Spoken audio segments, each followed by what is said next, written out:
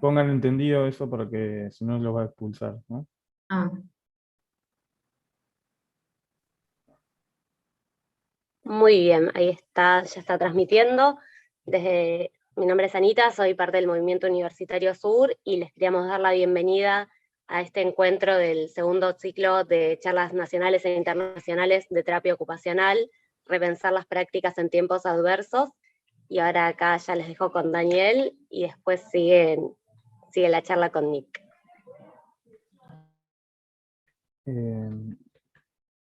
¿Estamos saliendo ya? ¿Te fijaste? Porque en el... A ver, vamos a esperar un segundito. Sí, ¿Dani? ya está en vivo. Sí. ¿Sí? Bueno.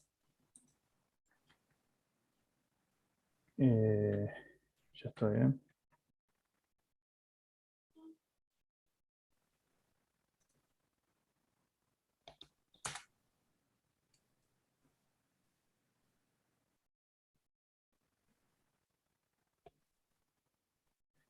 Perdón, Ana, pero yo tengo abierto YouTube y no está apareciendo todavía, ¿eh? Acá yo lo tengo abierto y me aparece como que estaba. ¿Sí? y Dani, a mí también, ¿eh? Y ahí saliste hablando. Ah, bueno, perdón. Yo no, entonces ¿tendré otro link? No. Bueno, Aparece la placa de From the South to the North y bien, perfecto. las caritas nuestras. Sí. Bueno, buenas tardes a quienes se sumaron al encuentro del día de hoy. Perdón por la dificultad técnica. Es un placer y un gran honor poder presentar a un referente tan importante a nivel mundial de nuestra disciplina. Agradecemos enormemente la predisposición de Nick. Hemos tenido con él múltiples intercambios de correos electrónicos y también una cálida reunión para realizar diferentes intercambios sobre la presentación de hoy. Además de su predisposición, también percibimos una enorme sensibilidad de su parte y compromiso en este proyecto. Y por último, también quiero agradecer muy especialmente a nuestra querida colega Liliana Paganisi, quien nos puso en contacto con Nick, facilitando mucho el camino de este encuentro. Por último, quiero también agradecer a Florencia por el enorme esfuerzo que implica realizar esta traducción en simultáneo.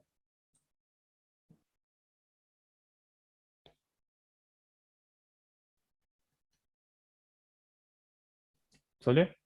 Bien, pensé que Flor iba a traducir, pero bien, Nada, después traduzco a las tres. entiendo. Bueno, también comparto la alegría de esta tarde. Gracias Flor, gracias Anita y gracias Daniel. Yo voy a presentar formalmente a Nick Pollard. Él es académico líder en terapia ocupacional, magíster en psiquiatría, filosofía y sociedad, magíster en terapia ocupacional.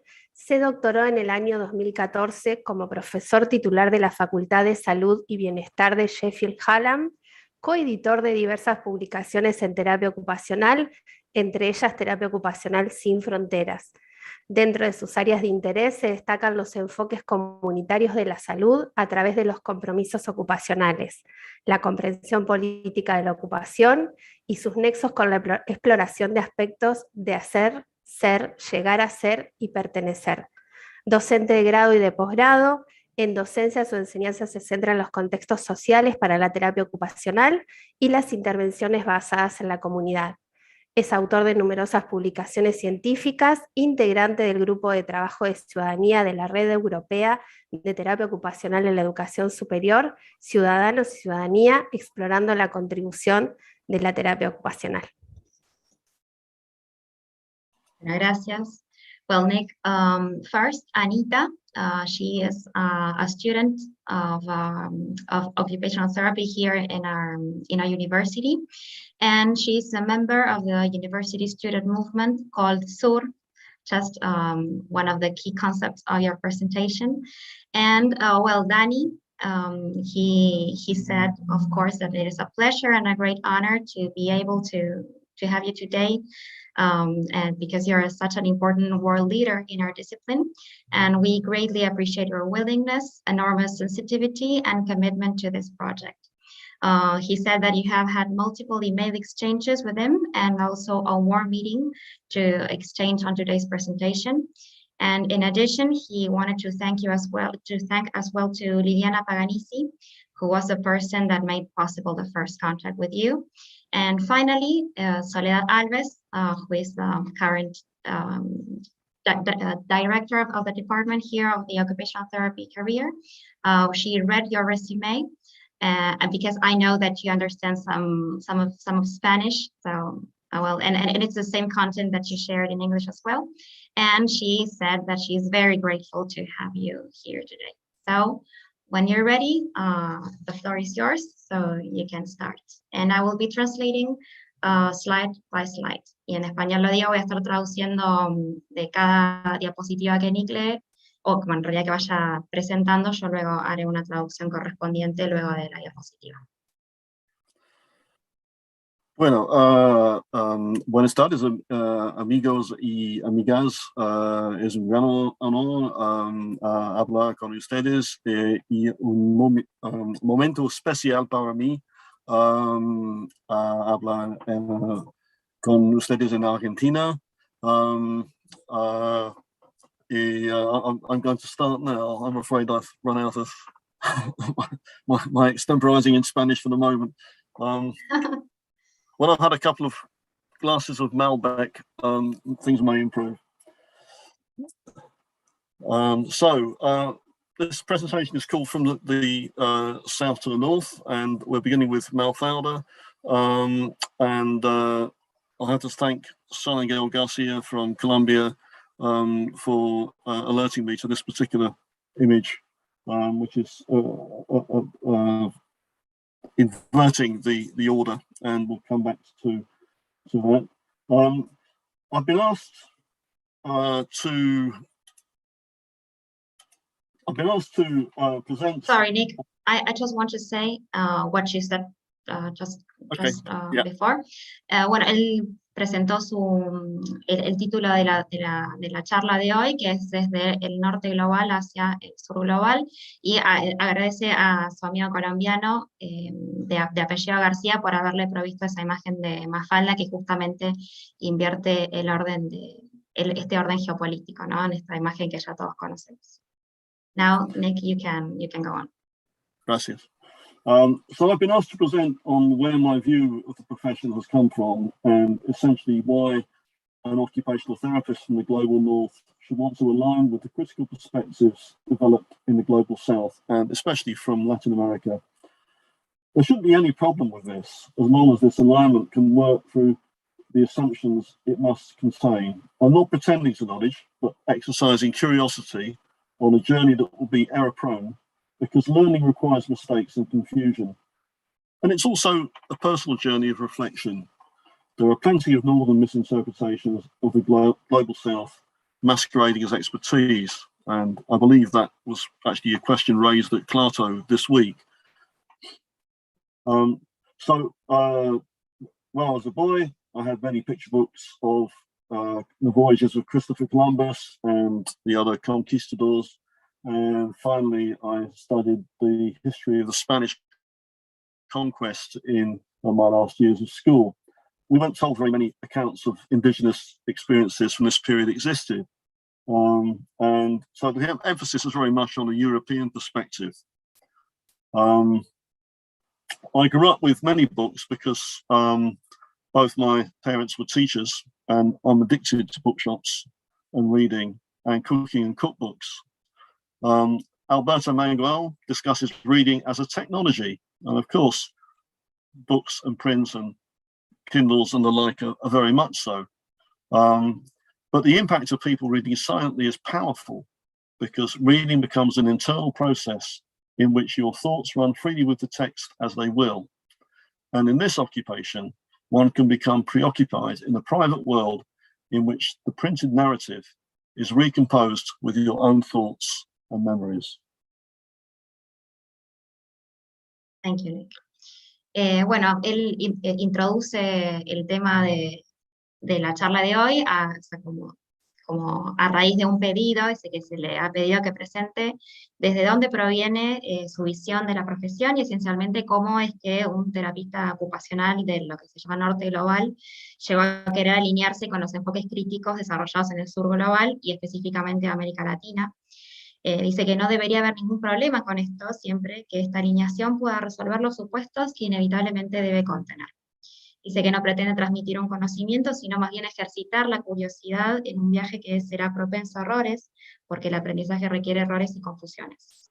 También es una especie de viaje de reflexión personal. Ya hay muchas interpretaciones erróneas desde el norte global acerca del sur global disfrazadas de expertise.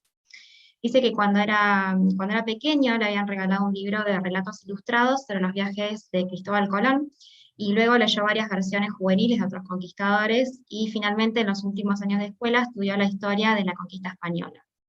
Lo que les dijeron es que había pocos relatos de esta experiencia indígena sobre este periodo, y el énfasis estaba puesto desde la perspectiva europea. Y dice, bueno, en Europa, en lugar de describir los problemas de las colonias hispanoamericanas y portuguesas, entonces las describían desde su propia perspectiva, desde las consecuencias que traía para ellos, olvidando la perspectiva nativa. A continuación, comentó que creció rodeado de libros, ya que sus padres eran docentes, y él es personalmente adicto a las librerías y a la lectura, como así también a la cocina y a los libros de cocina. Alberto Mangel, el que vemos en imagen, analiza la lectura como una tecnología, y dice que por supuesto los libros de texto, los impresos, o actualmente los Kindles, similares, ciertamente lo son, y destaca el impacto poderoso de la lectura en silencio, es decir, la lectura para adentro, ya que ésta se convierte en un proceso interno en el que nuestros pensamientos corren libremente a la par del texto. Dice que en esta ocupación uno se encuentra absorto en un mundo privado en el que la narrativa impresa se recompone con los propios pensamientos y recuerdos. Okay, so this book, Latin American Cooking by Elizabeth Lambert Ortiz, was a lifeline to me in opening up the imagination to embrace the foods which were available in the ethnic minority communities of Sheffield and London when I was living in the 1980s. They lacked photographs, and I had no idea what I was really supposed to make the recipes look like. This lack of photographs was liberating. And the misconceptions which arose through my reading became cemented in my stock of recipes. My very resilient family grown at the varieties of misinterpretation that result from this culinary classic, which is the Bible of my cooking. And it was adapted for the UK market anyway, so there's bound to be some differences. So it's quite an unreliable guide to a continent, but it's a continent of culinary possibilities. None of them that are anything that anyone would recognise, and only in my mind are they as authentic as can be approximated in the wet British winter evening. So, should I carry on, or do you want me to sort of If you want, I can translate what she just said, yeah, because, okay, great. Bueno, explicó que este libro, que se llama La cocina latinoamericana, de Elizabeth Lambert Ortiz, que es de 1969, fue un recurso decisivo para abrir su imaginación y aceptar las comidas que ofrecen las comunidades de minorías étnicas de Sheffield y Londres, donde él vivió durante la década del 80. Pero dice que sus libros carecían de fotografías, así que no tenía idea de cómo se suponía que fuera la apariencia de estas recetas. La falta de fotos fue de hecho una experiencia liberadora, y los conceptos erróneos que surgieron a través de la lectura se asentaron en lo que él dice su stock de recetas, y actualmente sigue su biblia de recetas. Mi resiliente familia se queja de las diversas interpretaciones erróneas que resultan de este clásico culinario adaptado para lectores británicos estadounidenses. Como tal, es una guía poco confiable para un continente, pero es un continente de posibilidades culinarias. Quizás ninguno de ellos sea lo que alguien reconozca, y solo en mi mente, dice, son tan auténticos como lo más parecido a una húmeda noche de noviembre en Gran Bretaña. So, cooking is one of the key technologies in the occupational therapy armory, or we might say battery. And Estelle Brains, which I've got here, actually, I'll wave this around. Everybody should have this book, Estelle Brains's book, you can read that and hug yourself at night thinking how great it is to be an occupational therapist and spend your life making scones and stuff like that. But it's things like scone baking, which are the springboard for rich engagement and participation. And Augusto Moreno, who's a Chilean author on cooking, sort of wondered how Elizabeth Lambert Ortiz could include sopa de repollo as a typical Chilean recipe, for example. I thought it was dreadful. But for me, when I was unemployed, actually it was a very handy thing to learn, because if you've just got a cabbage in the cupboard and an onion and a bit of cheese, you can knock this together very easily. So I learned peasant cooking in this way, really. And those kinds of skills are really essential to being resilient to the ups and downs of life. I was unemployed various points, but for over a year at one point. When you think that many of the UK's population, and I dare say many of the population in other parts of the world, are using food banks, this kind of knowledge is an essential thing for occupational therapists to perhaps get over. And it means that you can make the use of unpredictable ingredients and learn the occupations of survival and resiliency in a neoliberal economy.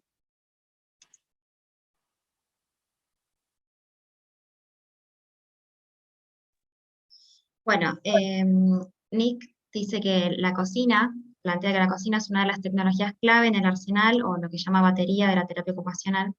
Habla de Esther Brains y nos mostró ese libro que dice que todos tendríamos que tener, y enfatizó la naturaleza intencional de la ocupación y cómo las actividades tan simples como para ellos es hornear escones, para nosotros podría ser hornear pan o hacer torta frita, es el punto de partida para un compromiso de participación que son sumamente ricos.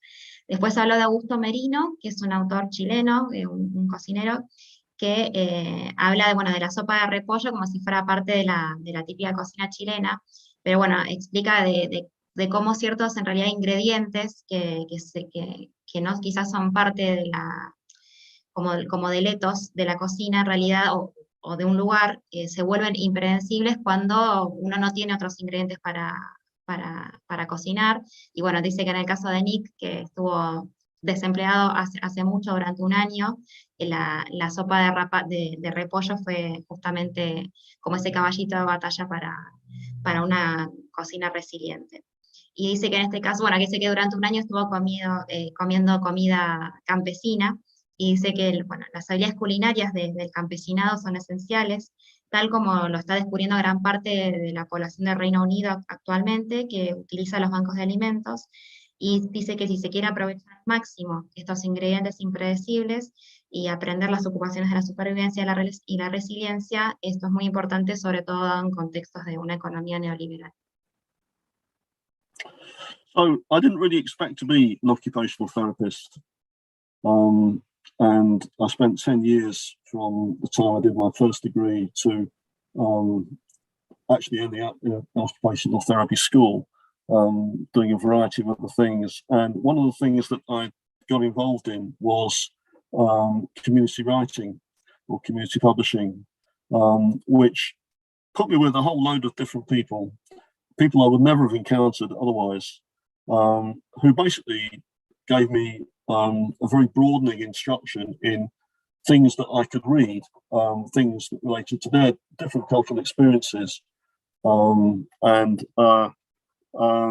sort of broaden my horizons. And as I was already disposed to hanging around in bookshops, it's meant that, as you can see, I have a considerable library of secondhand books as a result of that. That included really moving on. So, reading is essential to resilience, because it's a thing that you can always do in any space that you're in when you're at a lost end. Having a book in your pocket is something that's an essential, also an essential way to survive, or at least I've found it so.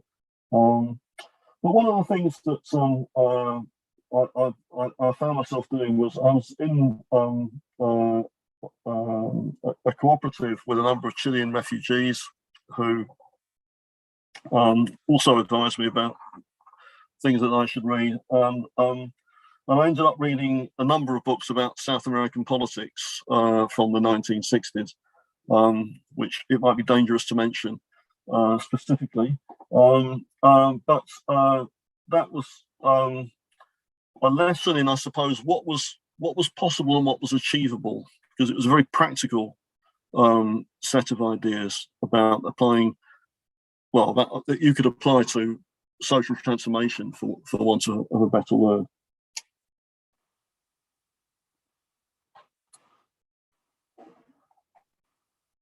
Bueno, hablando de estos ingredientes impredecibles, él dice que justamente no esperaba convertirse en terapeuta ocupacional y que antes de cumplir los 30 pasó unos 10 años en una variedad de trabajos ocasionales, en cursos de educación, y destaca particularmente una participación que él tuvo en talleres de escritura y de publicación con grupos de clase trabajadora, y que dice con personas tan diversas que nunca se imaginó que iba a conocer, y que, bueno, a partir de esas interacciones él pudo acceder a muchísima literatura que él no conocía a partir de recomendaciones, y él dice que, bueno, que uno siempre que participa de este tipo de actividades y, bueno, de grupos, es la mejor forma para conocer libros y, bueno, para poder ampliar la mirada y, bueno, como cambiar el radar cuando uno va a una librería, por ejemplo, a ver libros.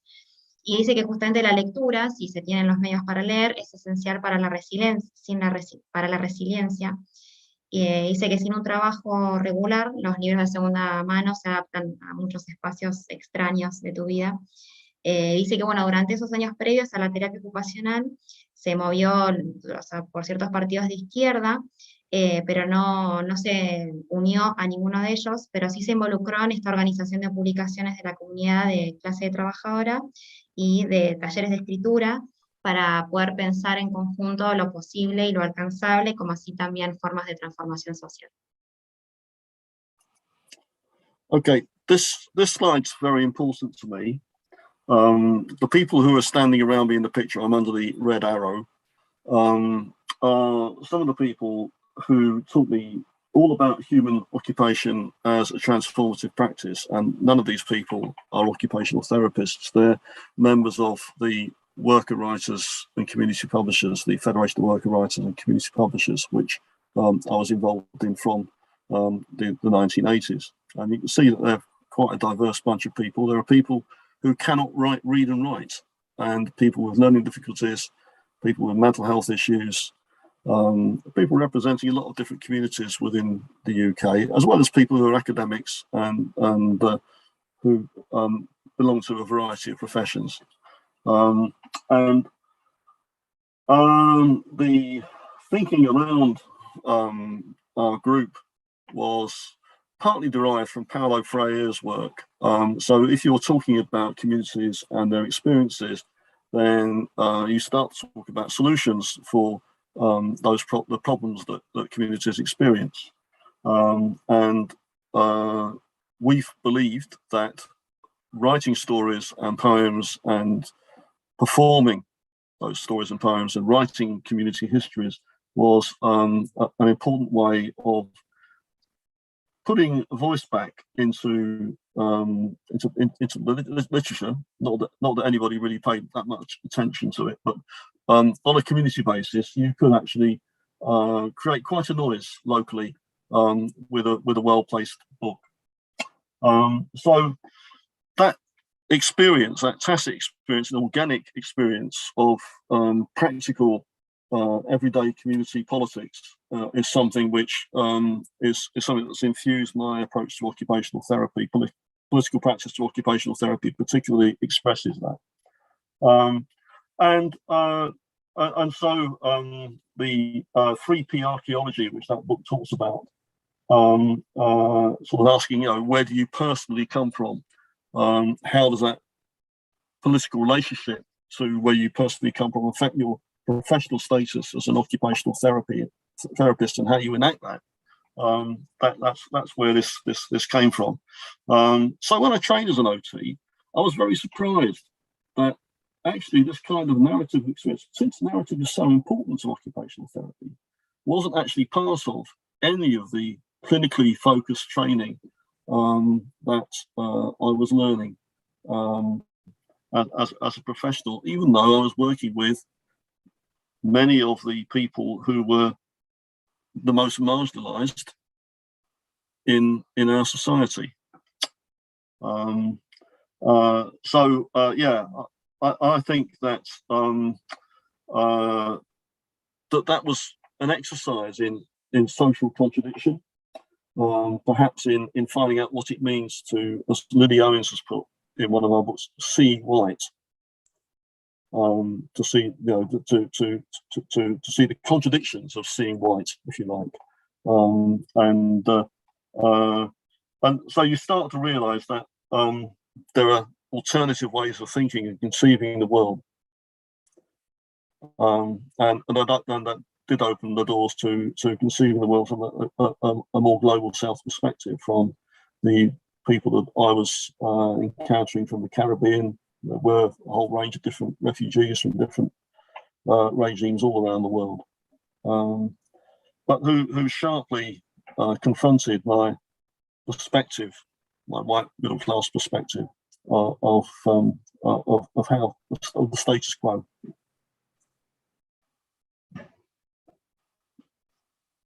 Bueno, Nick dice que esta foto que estamos viendo es muy importante para él.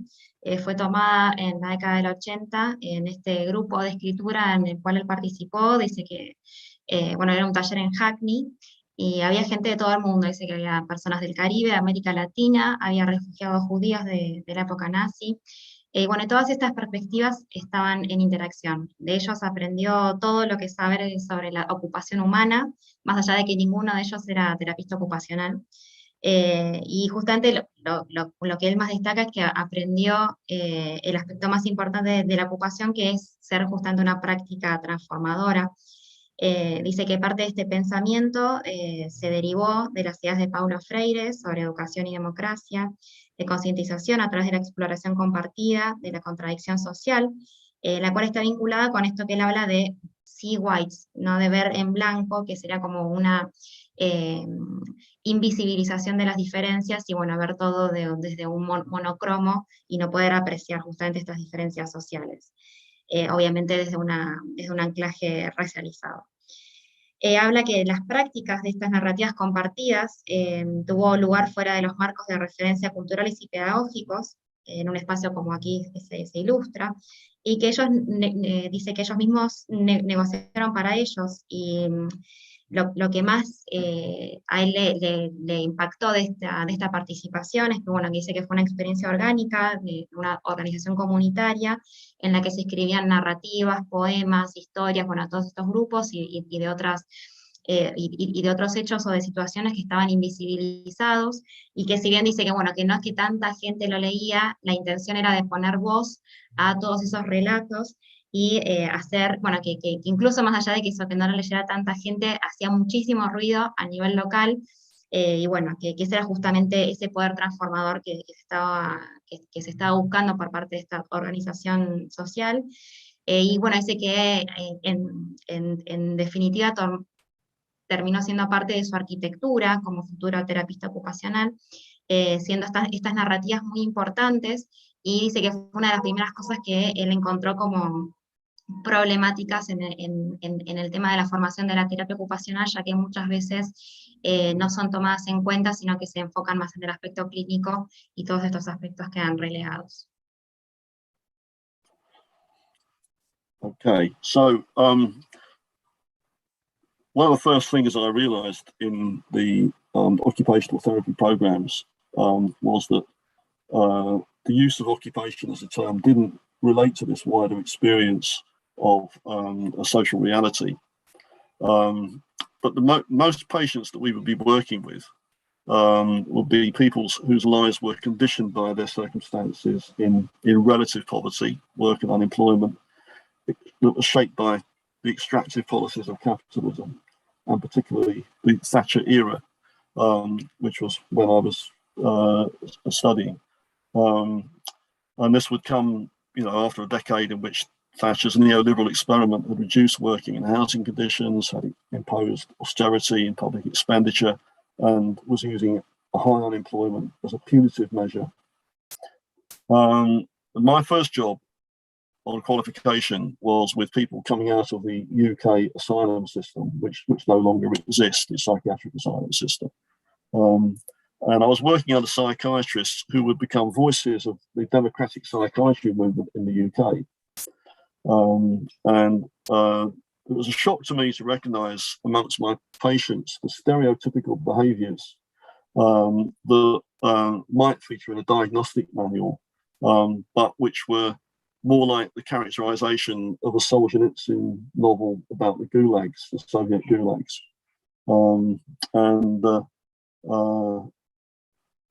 So while that was going on, I began to attend free lectures at the University of Sheffield Medical School, which were run by Professor Jenner, who was one of the leading lights of the UK democratic psychiatry movement. And we had a whole series of people who were, I suppose, emancipatory in their views of psychiatry. And that was how I got to do an MA in psychology, in philosophy, psychiatry and society. And had the opportunity then to study Foucault, Porter, Nietzsche, Winnicott, Freud, Lacan, and Klein, amongst others. And that was fantastic. It was fantastic because you had these people coming every fortnight where you had to read their book, and then, you would have, say, Malcolm Bowie, the expert on Lacan, in a seminar room with you, and you had to try and land a question that would make him think. That was absolutely a brilliant opportunity. But that was really hard to reconcile with the practice of occupational therapy. So you come out of this intellectual ferment with something that looked like this, the photograph on this cover. I mean, it wasn't that far different. The situation of many patients in the asylum where I worked, they lacked privacy. They wore clothes that were just bundled up and washed together. We called them largactal trousers because they came halfway up your leg, and identified you as a patient. And we were trying to put these people in the community, and yet they were a spectacle.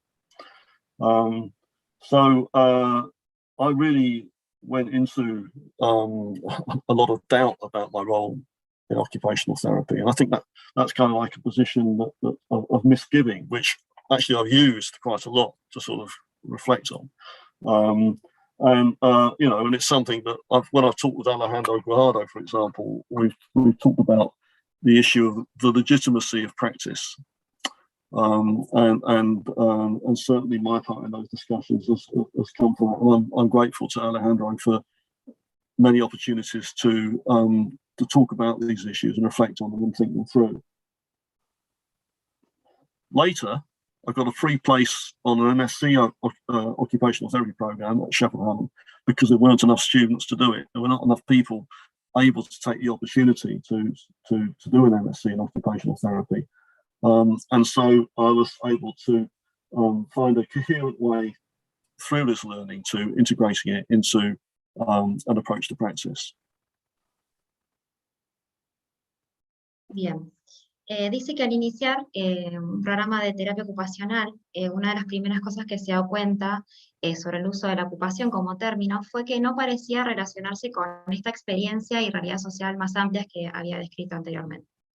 Sin embargo, dice, en un sistema de salud estatal al que iban a dirigirse la mayoría de mis compañeros de estudios, la mayoría de los pacientes con los que trabajaríamos serían personas cuyas vidas estarían condicionadas por circunstancias de pobreza relativa y el trabajo o el desempleo, moldeados por las políticas extractivas capitalistas. Esto vendría después de una década en la que el experimento neoliberal de Margaret Thatcher redujo las condiciones de trabajo y vivienda, impuso la austeridad en el gasto público y eliminó el alto desempleo como una medida punitiva. Dice que su primer trabajo calificado fue con personas que salían del sistema de asilo británico, trabajando con psiquiatras que luego se convertirían en las voces de la psiquiatría democrática y serían los impulsores de perspectivas emancipatorias dentro dentro de este movimiento. Dice también que reconoció entre los pacientes los comportamientos estereotipados que podrían aparecer en un manual de diagnóstico, pero también dice que resonó con la caracterización de esta novela que él pone aquí en imagen, que es sobre el Gulag, que el Gulag fue un sistema de trabajo forzado durante la Unión Soviética, que fue escrito por este autor, Alexander Solzhenitsyn, no sé cómo se pronuncia, pero bueno, dice que es en ese momento en el cual encuentro como muy complicado poder unir esta mezcla de epistemologías entre esta formación que él iba teniendo en ciencias sociales con la terapia ocupacional en la práctica. Y dice que de hecho profundizó sus recelos, como Guajardo luego también señala con frecuencia, que le llevó a cuestionar la legitimidad de la práctica y si uno formaba parte del sistema de opresión psiquiátrica. Y que bueno, estaba particularmente agradecido por las discusiones personales que tuvo con él. Dice que eventualmente se graduó con una maestría y con un periodo de depresión y ansiedad, como él dice, a partir del cual pasé a la práctica psiquiátrica comunitaria, en lo que luego se convirtió en un equipo de extensión. Durante este tiempo le ofrecieron un lugar gratuito en una maestría en terapia ocupacional en Sheffield Hallam, lo que le permitió encontrar, dice sí, en ese punto, una forma coherente a través del aprendizaje que había hecho en todo este tiempo y poder integrarlo con teorías ocupacionales y con abordajes de práctica. Gracias. So with this MSc, I was able to get a job as a part-time research worker, and I was supposed to be encouraging my colleagues in Doncaster, where I was then working, to write up their master's dissertations, but nobody ever had the time to do this, and eventually I realised that I should use the time to do some writing of my own. And I fished around on the internet in various web groups and encountered Frank Cronenberg, and was invited to at first write a chapter for this book and then actually to join the editorial team because I needed somebody with a native command of English. So it was very fortunate. And luckily, this was a globally minded project. And it kind of blew my mind because very soon I was reading about social occupational therapy and Latin American perspectives of occupational therapy. And I had a thirst to recognize that the same knowledge base was the knowledge base that I'd done in my previous master's degree. And here it was being applied to situations of poverty. Doncaster is an area that has a lot of social deprivation because of its industrial decline. And so this is what I saw in my daily practice in an assertive outreach team, that actually it was the conditions that people were living in which were the problem rather than their psychiatric diagnoses. And when Frank discussed his concept of occupational apartheid, which he developed in his experience with street children in Guatemala, I recognized how it was directly applicable to the situation of the people that I was working with in Doncaster, and so that began my introduction to social occupational therapy and to becoming an occupational therapy author. Bien, plantea que luego de graduarse con su maestría en el año 2001, obtuvo un puesto de medio tiempo como investigador y bueno, su objetivo era tratar de alentar a sus colegas para desarrollar proyectos, para escribir, pero la mayoría de ellos no se pudo hacer el tiempo para escribir durante las horas de trabajo y encontraba dificultoso también poder hacerlo por fuera del trabajo. Dice que comenzó a escribir él por sí mismo y bueno, buscando en la red todo lo que fuera por internet, algún diálogo en línea con algún terapista que estuviera en una situación similar, y es así que se encontró con Frank Cronenberg, quien estaba hablando en su momento sobre la apartheid ocupacional. Dice que mientras describía las formas de exclusión que esto representaba en su experiencia, reconoció patrones similares de exclusión entre las personas con las que él estaba trabajando en su momento, que era con una comunidad de Doncaster, que dice que es una ciudad industrial, al este de Sheffield, con un pasado industrial importante justamente, pero que actualmente, o en su momento al menos, tenía una gran deprivación social, y bueno, todo lo que describía Frank Cronenberg desde Sudáfrica, él lo veía que se aplicaba muchísimo en estas comunidades con grandes también deprivaciones ocupacionales. Bueno, dice que es así, que con Frank, que es Frank cuando ahí lo invita a contribuir a lo que fuera esta primera terapia ocupacional sin fronteras, luego con Salvador Simó, que lo invitaron a formar parte del equipo editorial. Dice que a través de este rol fui introducido a la terapia ocupacional social, y desde ese entonces continúan con la edición de nuevos libros a partir de una serie de diálogos con terapeutas ocupacionales, también en este caso latinoamericanos. Gracias. One of the purposes of the Occupational Therapy Without Borders series was to make available profiles of the profession, epistemologies and practices which have not been previously published in English, and to represent the profession as a global community. And this was very much like the working class writing community in some respects, and we applied principles of editing and book production as far as we could, because we were working with a commercial publisher, to the editing process that we used for Occupational Therapy Without Borders. So for me, it was an intense learning curve, because it meant we had to learn from the writing that we were editing to understand the realities of people in Latin America and South Africa, and see the wider context where people were coming from. So this was the beginning of a process of dialogue which I've managed to keep up with many different people, but particularly from Latin America. I won't spend a lot of time naming everybody, but there are loads of people to whom I'm very grateful for being generous and patient with me in developing my growing knowledge. But this can only be a partial representation, and what has emerged from, I won't say that we kick-started it, but what emerged from this was that people started, you could see a kind of growing confidence in asserting a Latin American presence in the wider world. And so a lot of stuff has come out of this, and a number of books, important books, and I haven't even got them all here on this slide, from the Global South have been coming out. And I just realised that a lot of the problems that I had with the profession, the answers were actually coming from Latin America, and that there was a whole load of literature, which of course I struggle to read because I have to use Google Translate, but that's where the answers lie, that people are thinking through these problems and addressing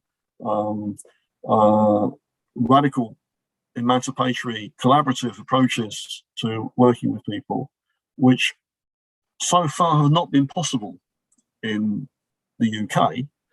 But because of the neoliberal experiment with moving care into the community and kicking away the support, so the community has to step forward to provide support, they kind of deregulated a lot of those situations. And so actually these things may become possible, because the only thing left is collaboration.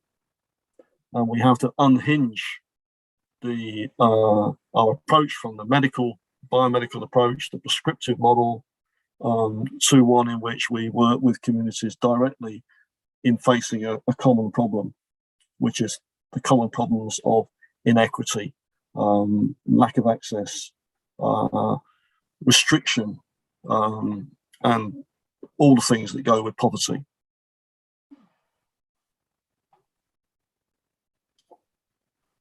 Bien.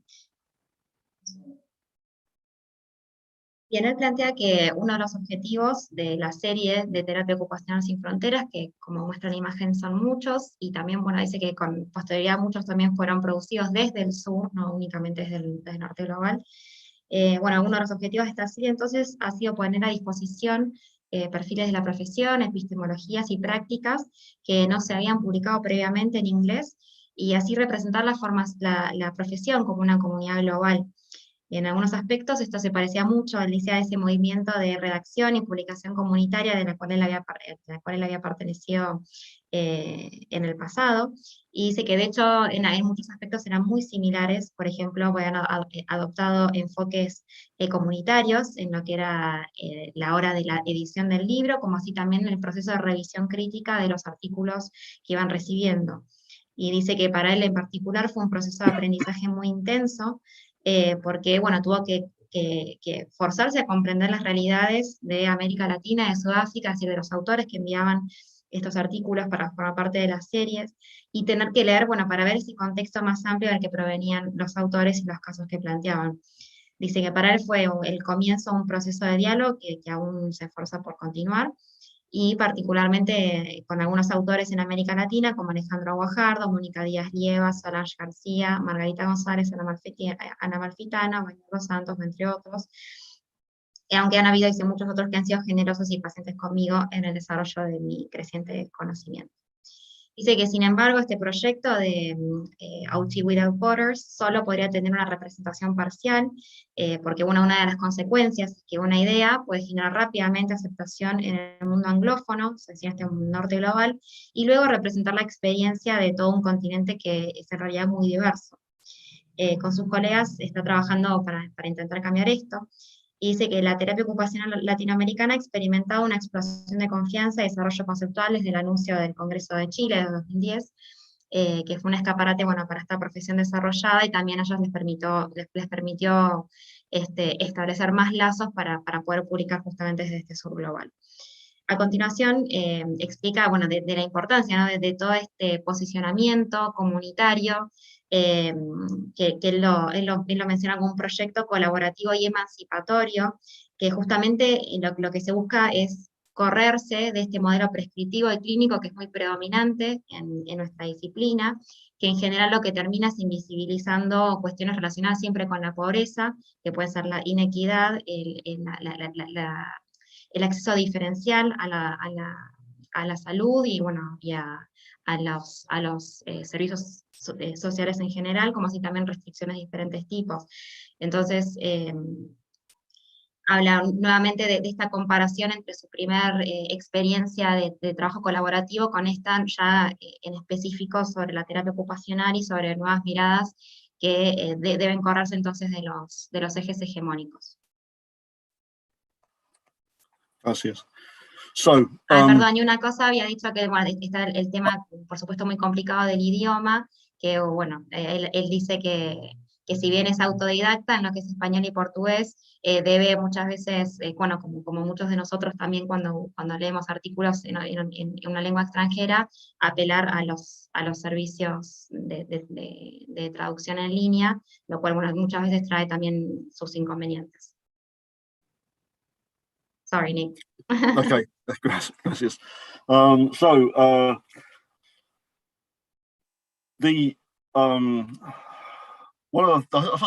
These two titles sum up kind of a fundamental difference in my learning, really, in that in the right hand book is a copy of a 1920 copy of Lenin's Left Wing Communism and Infantile Disorder. And the one on the left here is a biography of Salvador Allende, which is published in the UK. And I suppose the essential thing is that there's a problem of relating to the real situation of the strength of a neoliberal hold on global politics, which impacts on health and social care through various forms of austerity, reduction of rights, reduction of living conditions, extension of poverty, and the social divide. And this has to be understood in a historical context. And this is what is so often missing from the Anglophone discourse in occupational therapy. So if you look at some of the work that's come out from Latin America recently, there have been a series of papers appraising the post-colonial perspective of the profession, using history of ideas approaches. There's a very clear historical orientation of the social occupational therapy writings. and a lot of work is situated in historical and cultural context. This perspective is difficult in Anglophone occupational therapy because it isn't addressed, and it's a fundamental issue. So when I'm trying to teach my students about these things, whereas the Chilean coup of 1973 is a very real event that I remember seeing on television and talking about, it's ancient history for my students. It's over their head, and the implications of it as a key moment in when neoliberalism was going to be foisted upon the world is not understood either. Its significance is not understood. And for me, it's a key moment in history. It's quite difficult to find a way through that kind of fragmentation.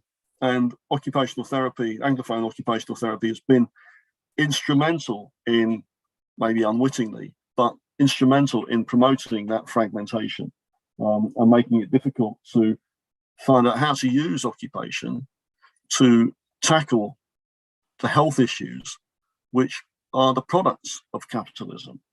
And in finding, and so there's a disconnect which makes it difficult to find arguments and strategies that can be employed by people, whether health workers or whether they are the survivors of the health system or consumers of health systems, to work together collaboratively. And that is something which is currently being expressed in Latin American occupational therapy. Bueno, él plantea todo lo que es la importancia del contexto histórico y cultural para nuestra disciplina. Dice que la fuerza actual del control neoliberal en la política global, que impacta en la salud y la asistencia social a través de medidas de austeridad, la reducción de derechos y las condiciones de vida de los trabajadores, lo que es la extensión de la pobreza, la brecha social, se debe a una serie de cuestiones que deben entenderse justamente en el contexto histórico, y bueno, y no pueden aislarse de ese paciente o de la comunidad sobre la cual estamos interviniendo. Y bueno, dice que está como sorprendido en el sentido de que desde la terapia, o sea, de la diferencia entre la terapia ocupacional latinoamericana y la anglófona, porque dice que ya desde hace un tiempo él aprecia que en esta región sí se están tomando en cuenta lo que son las perspectivas postcoloniales, como así también orientaciones que ponen el énfasis en lo histórico, como también en lo cultural, de la mano de las ciencias sociales que acompañan estos análisis.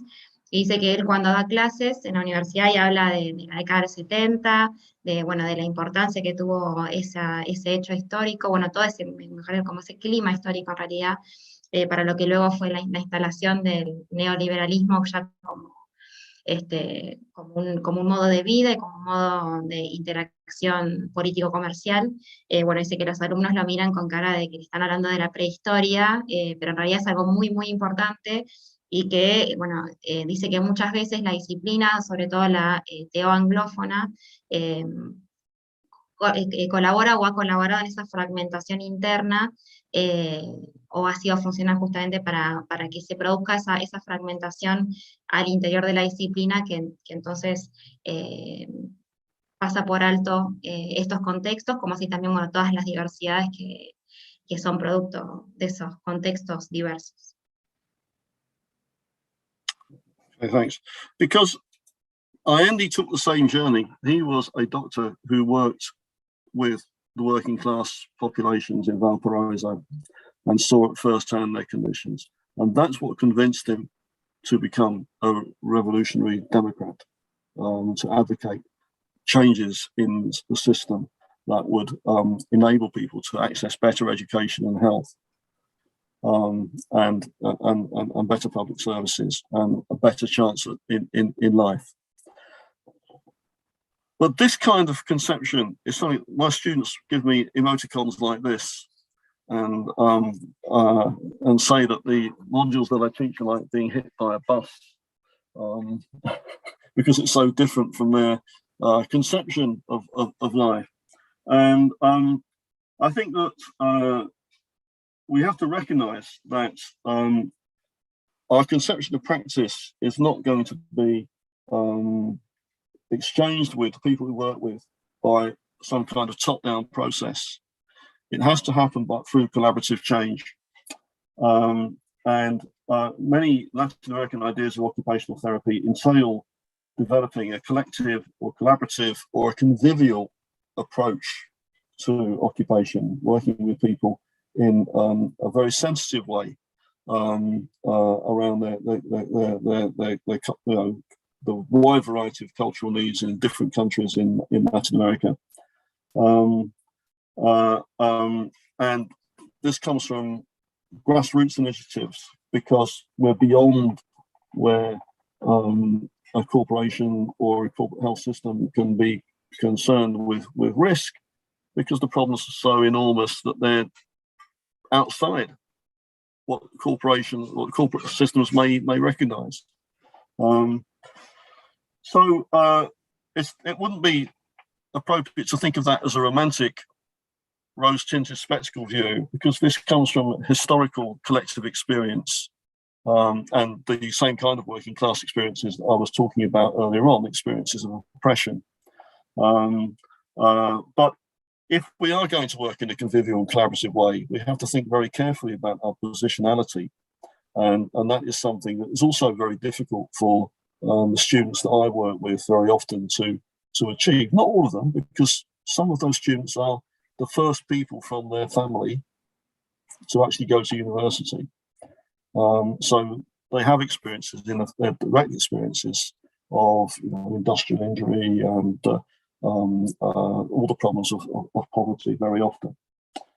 I'm often having to kind of put these issues in terms that kind of can be explained really to people who haven't had access to kind of sophisticated political terminology, and whose view of the world, perhaps view of the world as occupational therapists, is obscured by, say, the languages of occupational science, for example.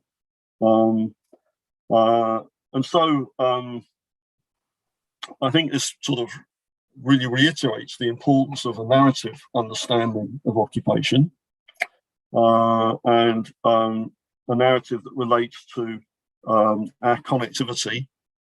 And I've explained in the slides, it's very often the matrilinear connectivity between daughters and mothers primarily, but it's kind of like a female concept. And given that occupational therapy is a female profession, that's a very important one to hang on to.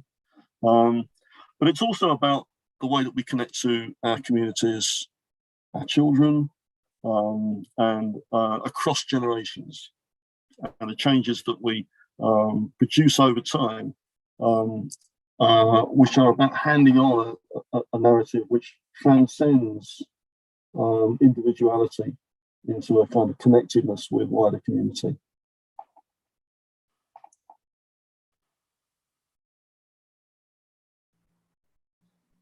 Bueno, retomando lo que he hecho en la diapositiva anterior con respecto, bueno, a estos enfoques que él intenta incorporar como sumamente necesarios en su enseñanza, dice que un estudiante una vez le dijo que tomar clases con él era como sentirse atropellado por un colectivo de lo diferente que era, bueno, justamente el enfoque que él provee, bueno, o que él intenta transmitir desde su clase.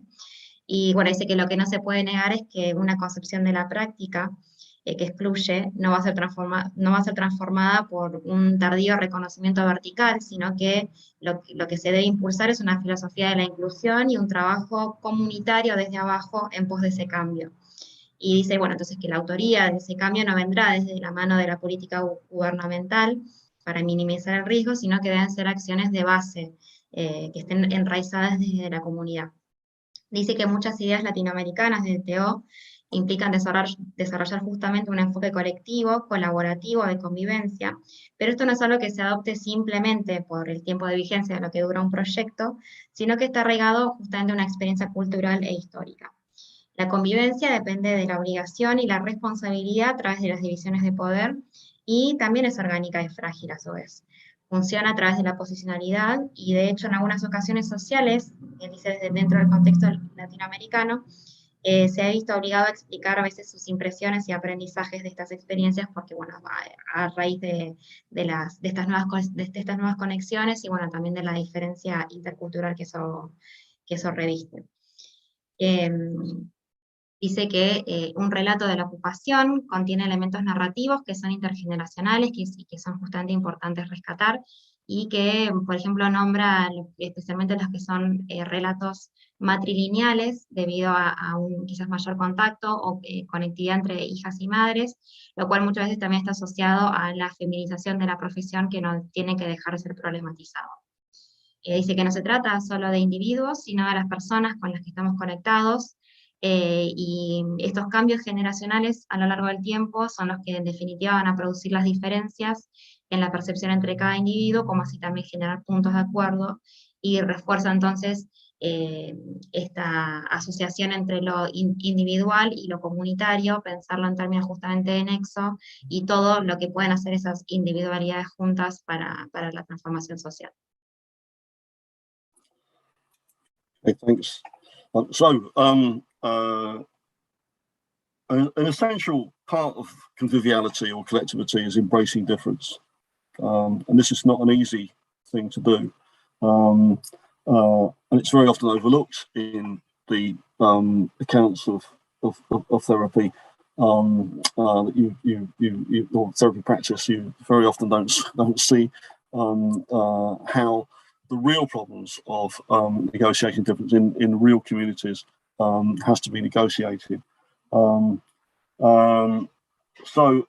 It's quite easy to talk about these things from an academic position as some kind of theoretical construct of social change. It's quite a different thing to talk about doing, being, becoming, and belonging as a sense of occupation from a practical experience of working for conscientization in the Freyerian sense.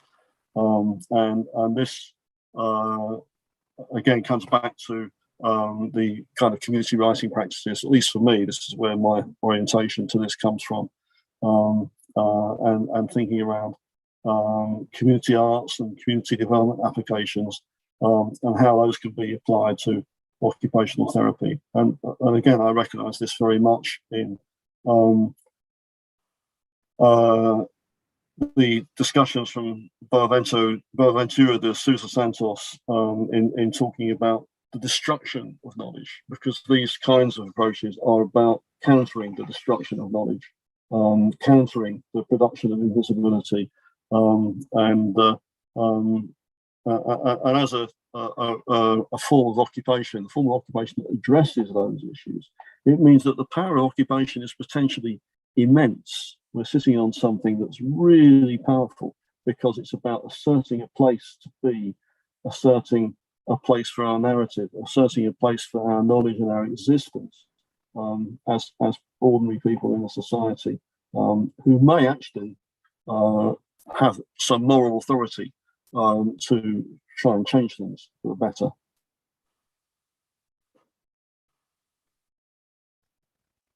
Bien. Nick plantea que un elemento esencial de la convivencia, la colectividad y la colaboración es el aceptar y acomodarse ante la diferencia. Dice que han habido muchos reclamos al presunto holismo de la terapia ocupacional, pero ninguno de ellos tiene la suficiente profundidad de ser respaldada por una comprensión colectiva de la salud, o un modelo de salud único, enfoques holísticos, que requieren, por supuesto, dice, la negociación y el replanteo de la diferencia para respaldar un todo. Dice que es fácil, particularmente en una posición académica, hablar del cambio social como una construcción teórica. Dice que su comprensión de la ocupación se deriva del sentido en el que hacer, ser, devenir y pertenecer implica una comprensión narrativa de la acción de una manera que no está tan alejada del sentido de responsabilidad. Plantea también que el conocimiento tácito de la naturaleza colaborativa y orgánica de los enfoques de escritura comunitaria es aplicable a otras artes comunitarias y aplicaciones de desarrollo en la terapia ocupacional. Dice que lo identifica puntualmente con los enfoques de salud colectiva y salud colaborativa de América Latina, el desarrollo comunitario basado en la ocupación y la terapia social ocupacional. Plantea que todo este abanico de posibilidades hace que la TO tenga un potencial inmenso para justamente dar dar voz a diferentes actores que quizás no tienen la autoridad moral muchas veces dada desde la propia sociedad. Bueno, entonces son enfoques que no deben, bueno, que por el contrario deben prestarse mucha atención y darse cuenta de este gran potencial que tiene la terapia ocupacional, y sobre todo él habla del desarrollo de la disciplina aquí en nuestra región. Gracias. So, some of this stuff, this whole idea of community narrative, it's something which actually exists outside mainstream literary theory, and where you might find this kind of work, you wanted to find a critical approach to it, is actually in the field of literacy studies, and authors here like Eli Goldblatt or like Stephen Parks, who's there are some of his examples of his community publications, particularly for Latin American readers. The Mirrors and Windows book is interesting because it actually is in Spanish and English. But these are the practical approaches to supporting communities to express their identities and create actions in the community as a result of that, particularly around literacy and around access to education. And these are key things to health, key lines to health. But they're actually part of a longer line of resistance as well. The articulation of community narratives, a proletarian literature that comes from proletarians as opposed to people posing as proletarians,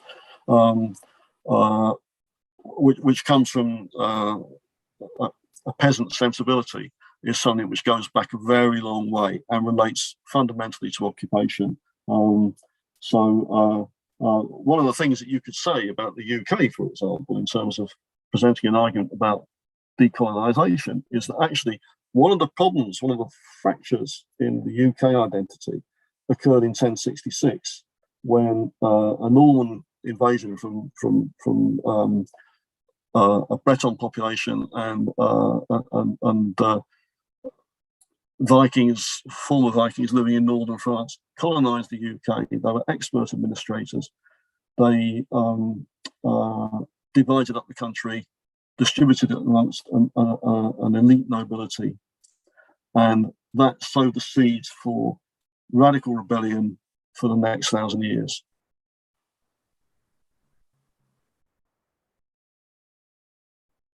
Bien. Él plantea que, bueno, toda esta literatura que estamos viendo aquí forma parte dice, bueno, de una literatura de resistencia, que, bueno, dice que algunos pueden conseguirse en español, y que básicamente son abordajes prácticos que lo que hacen es apoyar el desarrollo de estas voces de la comunidad, que muchas veces terminan siendo líneas claves para la salud, como así también, por supuesto, para la terapia ocupacional. Y bueno, y habla de un momento puntual dentro de la década del 60, de una invasión, dice que hubo en Gran Bretaña, bueno, de ciertas minorías étnicas que justamente también pudieron ser parte de este movimiento literario. Okay. Gracias. So this is a page from one of William Morris's books. William Morris is one of the people behind the Christian socialist movement, or his ideas were subsumed by the Christian socialist movement, and is possibly an early influence on occupational therapy, particularly this book, News from Nowhere, which informed the generation of politicians who set up the National Health Service and the welfare state in the 1940s. And it's basically a communist, sometimes people would say utopian vision, but actually it's very practical in many respects, and also an eco-revolutionary perspective as well. But it dates back to a key moment in the UK history, which was the end of the Black Death in the 1380s, and there was a rebellion by peasants who, because they were scarcer, many of them having died off, could command higher wages, and they were led by a preacher called John Bull, who said,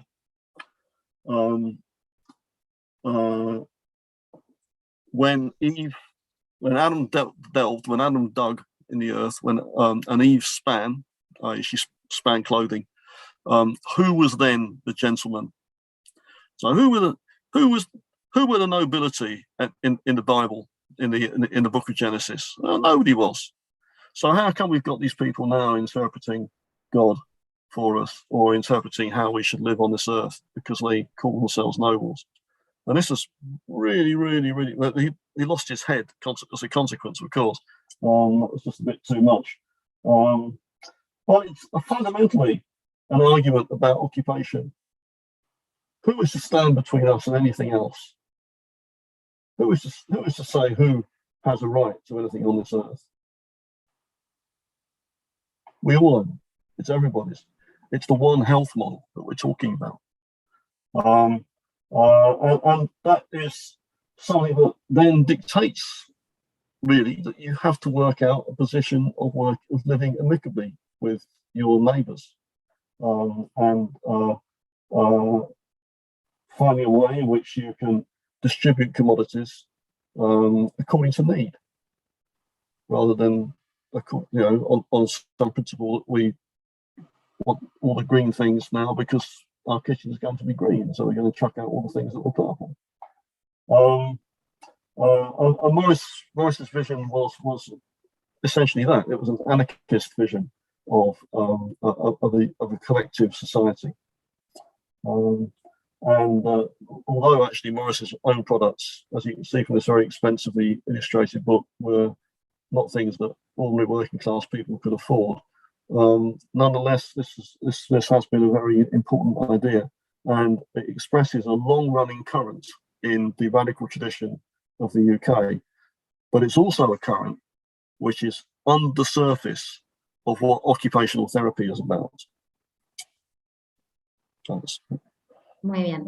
Plantea que este libro, llamado Noticias desde ningún lado, de William Morris, dice, bueno, que este conflicto ocupacional del cual le estaba mencionando anteriormente, remonta a este libro que también se basa en una tradición radical temprana, dice, y se prolongó hasta el pasado reciente. Dice que la perspectiva socialista de la ocupación planteada por Morris, que dice que de hecho era miembro del movimiento socialista cristiano, fue una de las mencionadas por Wilcock como detrás del ímpetu de la terapia ocupacional, es decir, tuvo también una función clave en la concepción de nuestra disciplina.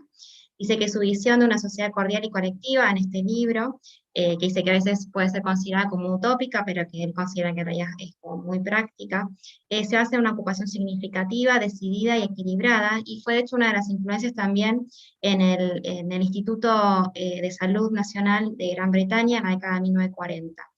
Dice que tiene más relación con los enfoques colaborativos que surgen de Sudáfrica en el desarrollo comunitario basado en la ocupación y las ideas de modelo de salud colectiva y única que con el consenso individualizado y psicosocial que hemos perseguido dócilmente como profesión en las últimas décadas. Plantea que la ciencia ocupacional podría brindar una influencia más crítica sobre estos temas interdependientes, pero tiene que obviamente dar esos pasos. Podría hacer esto sin la necesidad de redefinir conceptos ocupacionales específicos, sino nutriéndose con perspectivas adecuadamente holísticas que ya están disponibles en ciencias sociales como son la antropología y la historia, y por medio de alianzas colaborativas con aquellas personas que se encuentran oprimidas en el dominio perpetuo de esas desigualdades en salud. Y él dice, bueno, ¿quién es entonces el que decide quién forma parte de este proceso? Y bueno, dice, todos formamos parte. A continuación, volviendo al libro de Morris, dice que él no veía la necesidad de un mercado basado en la libre empresa, en la que la salud fuera una mercancía, en la cual los privilegiados vedan a los pobres del acceso a la salud, y en el cual los terapeutas ocupacionales y otros profesionales de la salud no siempre pueden verse olvidados de esos beneficios del poder y del prestigio, ¿no?, dentro de ese mercado. Dice que esto podría no ser práctico, dado el control que tiene este mercado, pero es posible establecer relaciones laborales para que las actividades del mercado puedan justamente financiar el trabajo comunitario y que se convierta en una necesidad si se quieren desarrollar servicios que funcionen para comunidades vulnerables y precarias en lugar de un cambio social más fundamental. Okay. Gracias. So this brings us to the last slide. And the key thing here is the importance of collectivity. And collectivity is something that underpins many aspects of Latin American cultures of resistance. It has origins in the indigenous perspectives of the people who originally inhabited the Americas. It's not to be romanticized. It's a very complex concept, and it's very challenging to put into effect because often there are different interests at work. And the role that occupational therapists have may be to serve the patient in many ways, but it's also to represent the status quo. It's to operate a barrier where the elite will not be threatened by poverty and disease and the problems that go with inequity in society, because occupational therapists will offset those problems by allaying people's concerns and distributing benefits and working with them. So it's quite a difficult position. I think we have to think, well, this is something that Alejandro has often pointed out. It's a position that we have to navigate very carefully and think about critically. And this leads to understanding the practicalities of working together and not for atomized interests. And it's linked to important concepts which are not available in Anglophone literature because we don't have these terms. We don't say poder and we don't say potentia. That distinction doesn't exist, and we don't really talk about territoriality as well, which is another important concept. But we can see that there is a pan-Latin American territoriality based on the connections between different people across the Americas, which is a potential potentia in decolonization. Whereas in England, we'd be thinking about different administrative areas based on geography, but not necessarily in terms of broader communities of interest, which might be defined to constitute a territory. So there are some conceptual issues to think about. But the needs to address these issues is actually indicated in the NHS policy. So we have a long-term NHS plan, which demands a community-based response to health.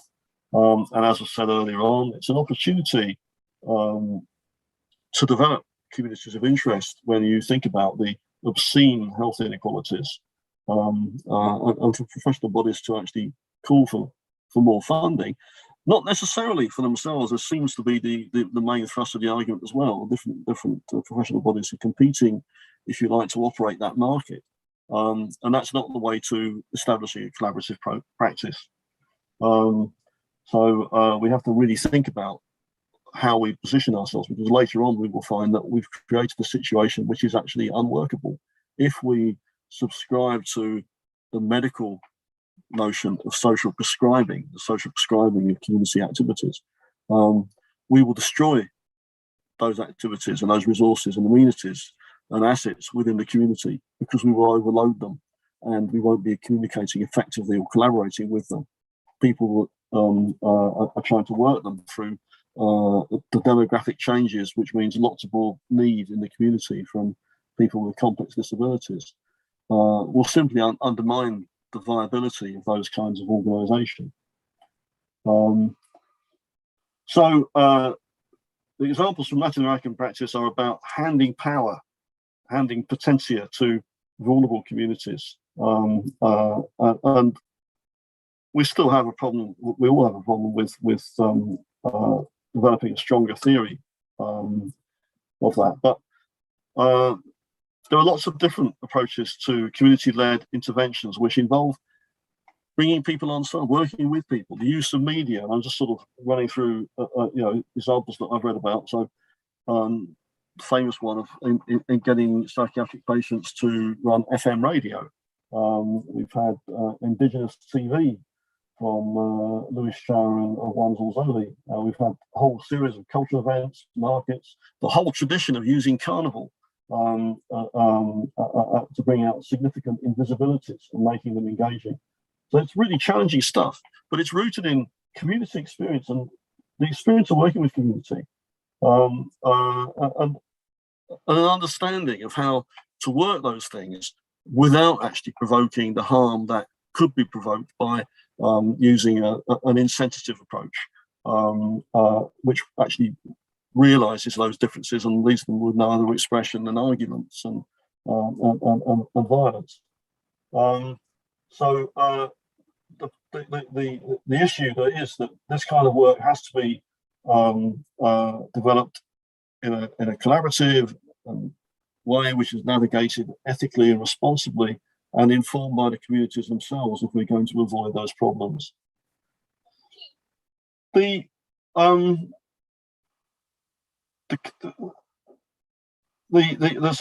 issues are that these are the only ways really to address inequities, discrimination, racism, and epistemicide, which act as necropolitical effects in terms of health and inequality.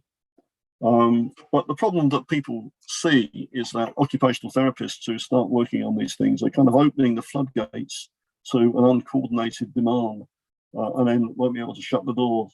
And they break the professional boundaries that keep the patients on one side of the desk and the therapists on the other,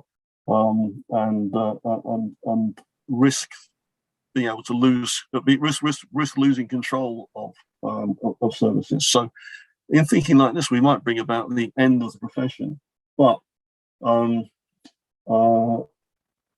we've got to find those community solutions. They're the only way to having a sustainable practice in the future. And this does mean giving up professional territory. It does mean finding a common language to talk with the people that we're working with. It does mean seeking permission to share the same space and to develop practice together. So that brings us back to John Ball, and it brings us back to this concept on the right-hand side of the slide there, when Adam delved and Eve Spann, who was then the gentleman. But it also comes back to Max Leaf. Everybody needs a place to be. We all have a right to occupy a recognized space because we live on a shared planet. And to come back to Mafalda, there is no upside down in space. So occupation, it's often been a colonial action, and we've explored some of that today, but it's also a revolutionary concept, and that is what it holds for the future. Thank you. Gracias. Thank you, Nick.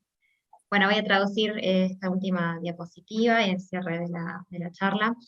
Bueno, plantea que la importancia de la colectividad es algo que sustenta muchos aspectos de las culturas de resistencia latinoamericanas y tiene su origen en las perspectivas indígenas de los pueblos que originalmente habitaron en esta parte del sur global. Dice que esto está ligado también a conceptos importantes que no están del todo desarrollados en la literatura anglófona, como son poder y potencia. Dice que de hecho no hay una distinción para estos dos términos, simplemente se usa power. Y bueno, también sucede lo mismo con territorialidad. Dice que una territorialidad pananglófona no podría operar debido a intereses divergentes, pero una territorialidad pan-latinoamericana basada en conexiones entre personas que pueden estar dispersas en muchos países y regiones puede tener un gran potencial de descolonización. Dice, en Inglaterra pensamos en términos de áreas administrativas geográficas literales y no en términos de comunidades de interés que pueden ser definidas por sus miembros de otras maneras para formar un territorio.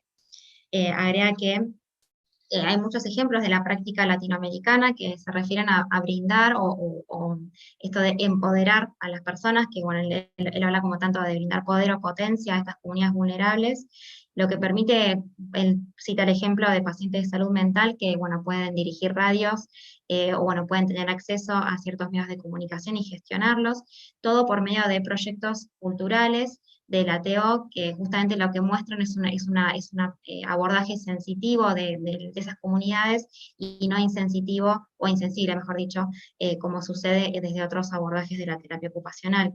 Dice que para esto, bueno, uno de los desafíos es lograr que esta perspectiva social y ocupacional, que en cierto punto es tan diferente, sea reconocida por otros médicos y otros profesionales de la salud, como fundamental para abordar las inequidades, la discriminación, el racismo y el epistemicidio que impactan en la salud y la calidad de vida. Dice que los terapeutas ocupacionales que trabajan de esta manera están abriendo las compuertas a la demanda no coordinada, rompiendo los límites profesionales que impiden que los TO y pacientes de lados opuestos del escritorio, y que, bueno, también que los servicios sean controlados por contratos y lo que son las derivaciones médicas, y dice, bueno, que todo esto con un enfoque de responsabilidad ética es necesario para evitar lo que él considera que puede ser el fin de la profesión si no se toma un curso que justamente apele a la solución comunitaria. Por último, dice que, bueno, que retoma esto del ejemplo de, dice que en realidad la traducción es medio complicada sobre esta segunda imagen que tenemos aquí, pero el aspecto como más metafórico sería que cuando Adán trabajó a la tierra, Eva como que se quedó trabajando en el hogar, ¿no? Con todo lo que es esta división histórica social del trabajo.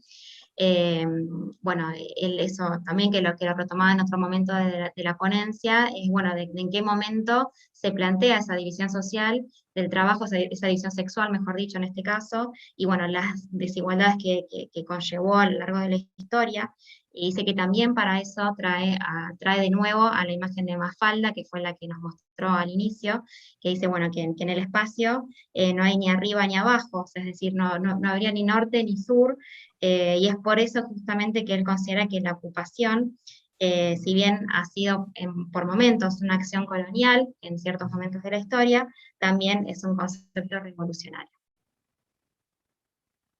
Gracias. Bueno, gracias. Thank Muchas you, gracias, Nick. Nick. I hope there's time for discussion.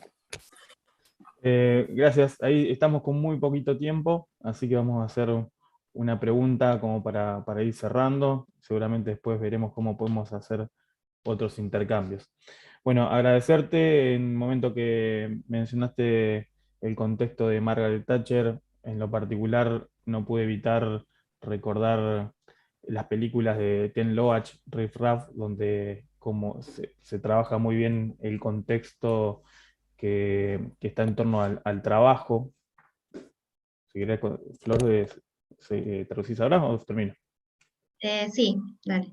Bueno, Danny says that as the translation took a long time of the presentation, we only have time for one question, and well, we will manage anyway to send you the questions by email so we can continue this interaction later.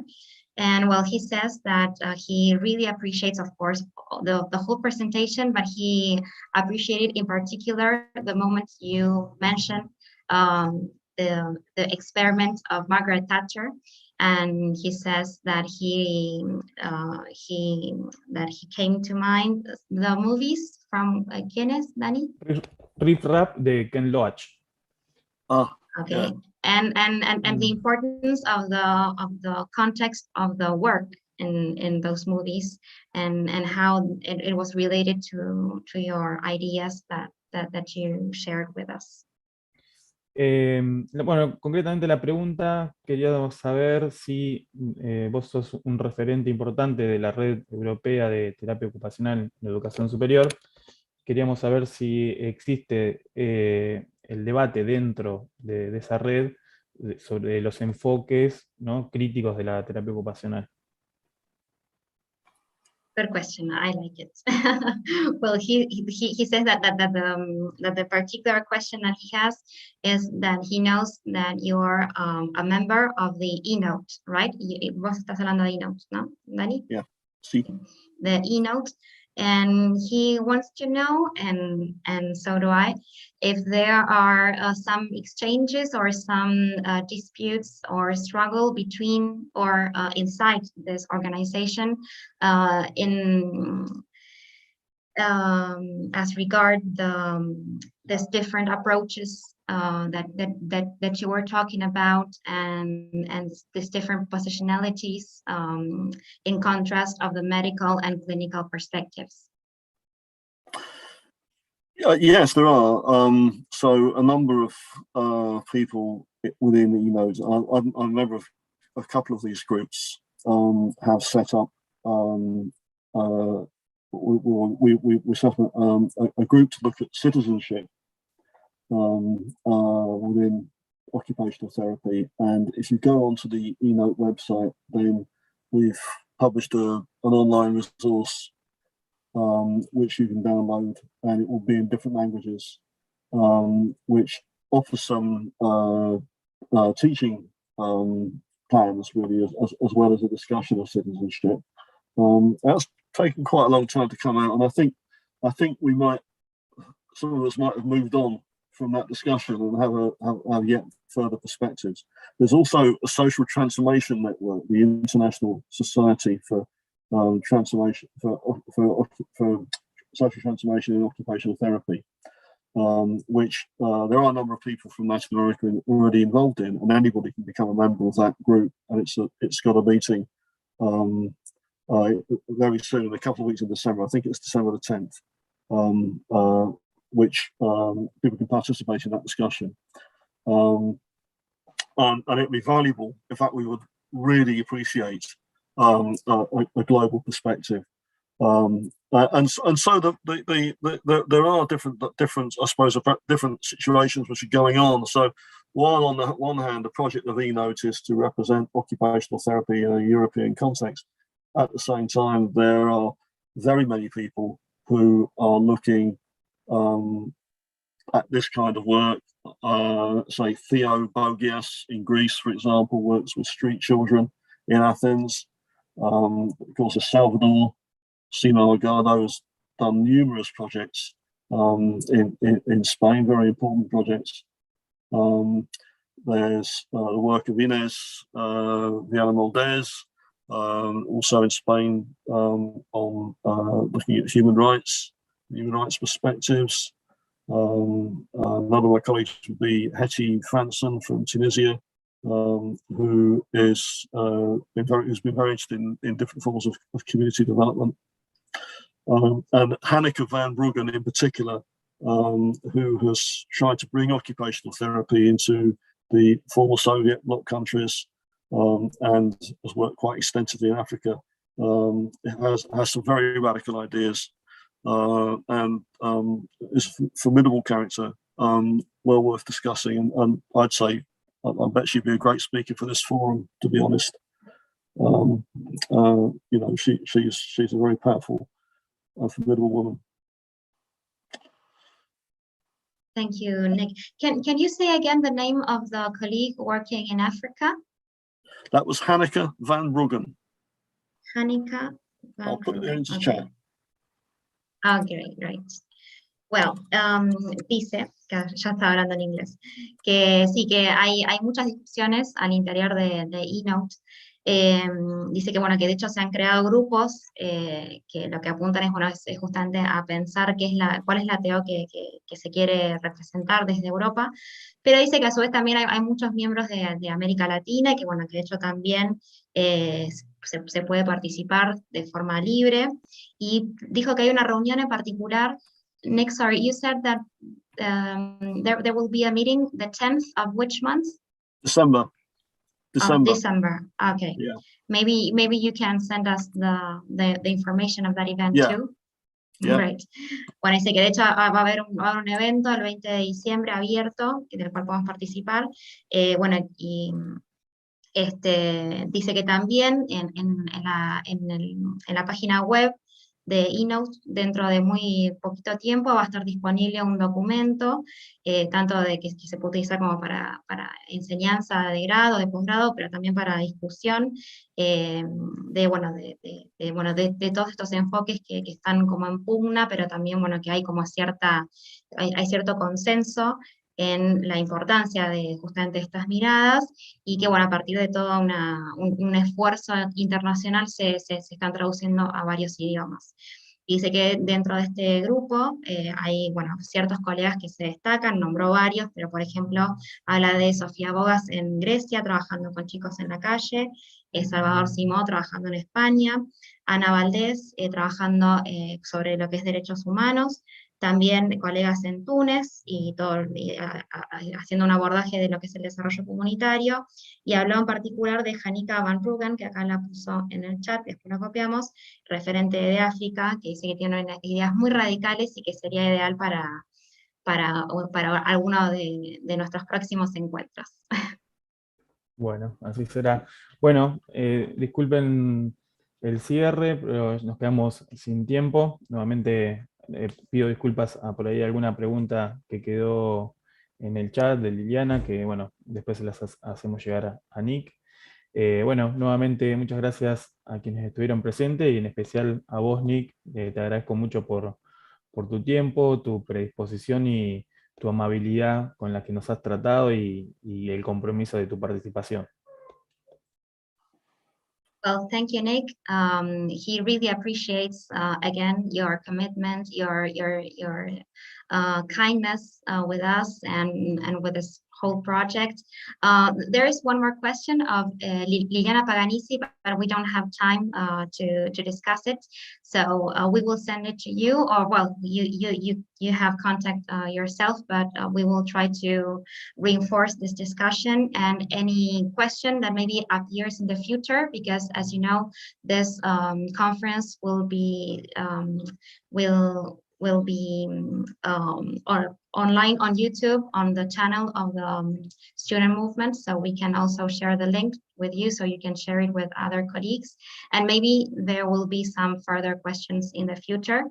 And well, we will keep in touch for further projects as well, and we will be maybe attending to this event in the 10th of December, so we can keep continuing the discussion. And well, we are very grateful again, and it has been an honor for us to have you here. And well, we really are looking forward to keeping the contact with you in the future. Muchas gracias.